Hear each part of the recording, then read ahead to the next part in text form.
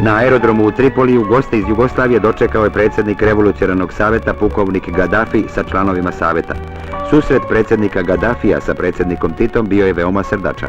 Toplini dočeka u Tripoliju doprinijelo je i prisustvo velikog broja jugoslovenskih građana koji žive i rade u ovoj zemlji. Stanovnici Tripolija primili su predsjednika Tita kao dragog gosta i proverenog prijatelja arapskih naroda. Predsjednik Tito je u Libiji cenjen kao čovjek spreman da svojim ogromnim i dragocjenim iskustvom uvek pomogne svakom ko se bori za mir i progres.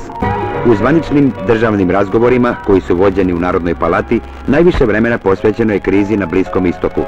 Stavovi dve zemlje o ovom pitanju su identični, a zaključak je da je krajnje vreme da nesvrstane zemlje iskoriste svoj uticaj u Ujedinjenim nacijama, da se odluke ove organizacije poštuju i ispunjavaju. Posjeta predsjednika Tita iskorišćena je i za unapređenje bilateralne, a pre svega ekonomske saradnje. Nova libijska vlada založila se za maksimalno intenziviranje saradnje na ovom polju. Privredne delegacije dveju zemalja utvrdile su plan daljeg razvoja saradnje. Predsjednik Tito se oprostio i od afričkog kontinenta, na kome je proveo više od mjesec dana. Sve zemlje koje je predsjednik Tito posjetio pružile su snažnu podršku nesvrstavanju i izrazile želju za što skorije održavanje konferencije na vrhu. Ova, kao i ranije posjete, potvrdile su i proširile prijateljstvo naše zemlje sa zemljama i narodima Afrike.